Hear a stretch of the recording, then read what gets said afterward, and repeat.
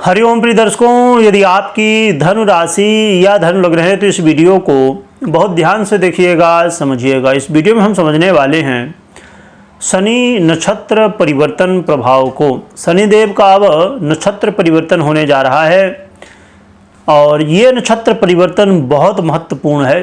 क्यों महत्वपूर्ण है इसे हम जानेंगे। क्या हमें अच्छे फल मिलेंगे, क्या हमें सावधानियां रखनी होंगी, क्या उपाय करने होंगे, सभी कुछ विस्तार से जानेंगे। परंतु उससे पहले मैं एक महत्वपूर्ण सूचना आपको दे दूं कि यदि आप फ्री में जन्म कुंडली विश्लेषण मुझसे करवाना चाहते हैं तो आपको वीडियो के डिस्क्रिप्शन में जब थोड़ा सा नीचे आप जाएंगे तो एक आपको लिंक मिलेगी जो कि टेलीग्राम चैनल की है, और उस लिंक से आप क्लिक करके और टेलीग्राम चैनल में जाके ज्वाइन कर सकते हैं। तो जब आप टेलीग्राम चैनल में ज्वाइन करेंगे तो टेलीग्राम में एक वीडियो आपको मिलेगी जिसमें बताया गया है कि फ्री में जन्म कुंडली विश्लेषण आप कैसे करवा सकते हैं। तो उसी प्रोसेस को फॉलो करते हुए आप कुंडली विश्लेषण करवा सकते हैं। परंतु जो लोग फेसबुक में देख रहे हैं, संभवतः उन लोगों को वीडियो के डिस्क्रिप्शन में लिंक नहीं मिल पाएगी। रीज़न ये है कि फेसबुक में अलाउड नहीं है लिंक वगैरह। तो आप या तो यूट्यूब में आके जुड़ सकते हैं और फिर वहाँ से लिंक आपको मिल जाएगी वीडियो से, या तो आप डायरेक्ट ही टेलीग्राम में सर्च कर सकते हैं चिंतामणि ज्योतिष समाधान केंद्र, यानी कि जिस नाम से ये पेज है फेसबुक में उसी नाम से टेलीग्राम में भी आपको चैनल मिल जाएगा। और इस वीडियो को ज़्यादा से ज़्यादा लोगों को शेयर करें जिससे और भी लोग जुड़ सकें और फ्री में अपनी कुंडली विश्लेषण करवा सकें। चलिए अब हम जानते हैं कि धनु वालों के लिए शनिदेव का यह नक्षत्र परिवर्तन कैसा क्या प्रभाव देने वाला है। प्रिय दर्शकों, देखा जाए तो शनिदेव आपके लिए आपके धनेश भी हैं और आपके तृतीयेश भी हैं, और वर्तमान में देवगुरु बृहस्पति की राशि साधन राशि मीन राशि में गोचर करते हुए आपके सुख भाव में गोचर कर रहे हैं, क्योंकि ये 29 मार्च 2025 को मीन राशि में आ गए थे अपनी राशि को छोड़ के, और पूर्वा भाद्रपद नक्षत्र के चतुर्थ चरण में ये गोचर करना प्रारंभ किए थे 29 मार्च को।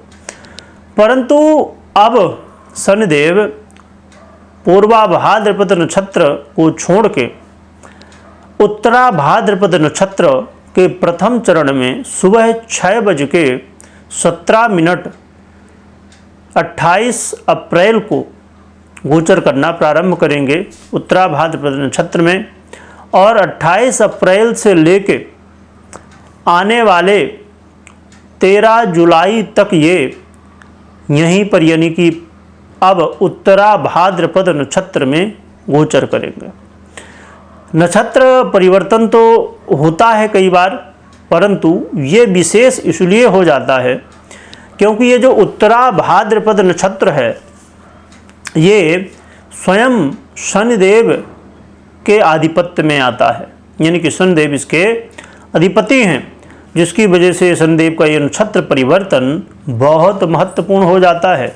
क्योंकि ये खुद के ही नक्षत्र में जब गोचर करेंगे और स्वयं न्यायाधीश हैं तो फिर भैया तो इसका प्रभाव बढ़ेगा ही बढ़ेगा। क्या कैसा प्रभाव देंगे ये सब कुछ हम समझेंगे, परंतु उससे पहले एक बात और भी मैं बता दूं कि आपको हमेशा इस बात का ध्यान रखना है कि प्रिय दर्शकों, आपकी पर्सनल जन्म कुंडली में कैसी स्थिति है शनिदेव की।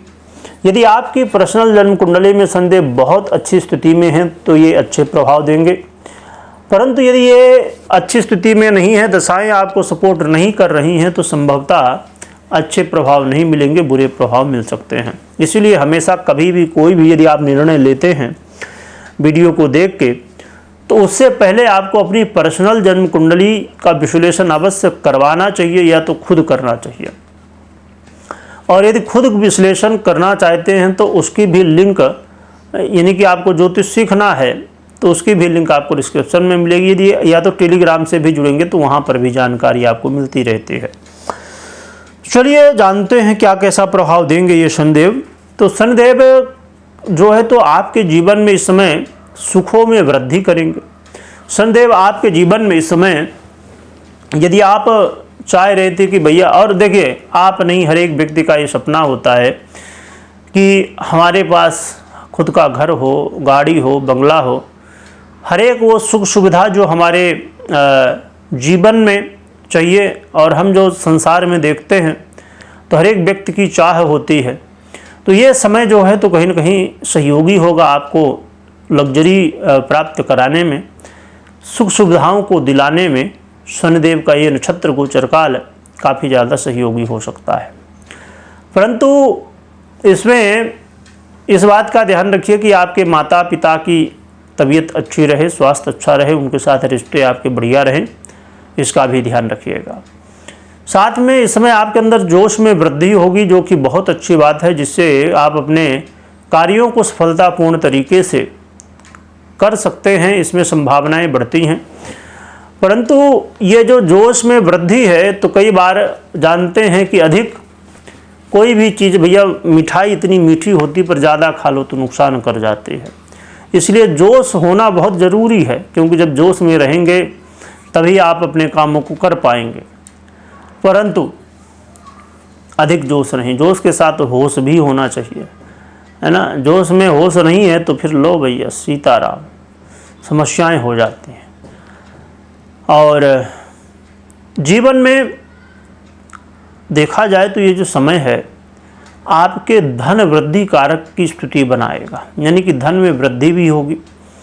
और अपने जीवन में आप यदि इस बात को लेकर चिंतित थे कि आपके बैंक बैलेंस में वृद्धि नहीं हो रही है, तो ये भी अच्छी बात है। यानी कि कुछ लोगों के जीवन में ये समस्या होती है कि भैया पैसा तो बहुत आता है पर कहाँ चला जाता कुछ मालूम ही नहीं पड़ता।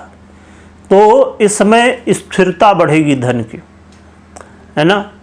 तो ये बहुत अच्छी बात है। और शनिदेव का ये जो गोचर काल है आपके जीवन में कई ऐसे क्षेत्र होंगे, खासकर यदि आप शनिदेव से संबंधित क्षेत्रों से काम करते हैं तो इन क्षेत्रों में आपको सफलता मिलने की संभावनाएं ज़्यादा बढ़ेंगी। एक चीज़ और भी कि आपके घर परिवार में अच्छा माहौल बना रहे, इसके लिए आप थोड़ा ध्यान रखिएगा। सबसे प्रेम से मिलजुल के, चाहे आपके भाई बंधु हों, घर परिवार के लोग हों, सबसे मिलजुल के रहना है। क्योंकि कई बार ऐसा होगा कि आप जोश में आएंगे, कुछ बोल जाएंगे, फिर बाद में पता चला वो बड़ी बात हो गई और उससे समस्याएं उत्पन्न हो गई। तो इन चीज़ों का ध्यान रखिए। तो देखा जाए तो शनिदेव का जो नक्षत्र गोचर काल है तो 50-50 की स्थिति बनाए हुए है, यानी कि कुछ अच्छे प्रभाव तो कुछ बुरे प्रभाव भी देते हुए शनिदेव है। परंतु मैंने बता ही दिया पहले ही कि आपको अपने कुंडली विश्लेषण के बाद ही निर्णय लेना चाहिए, तो इसका ज़रूर ध्यान रखिएगा।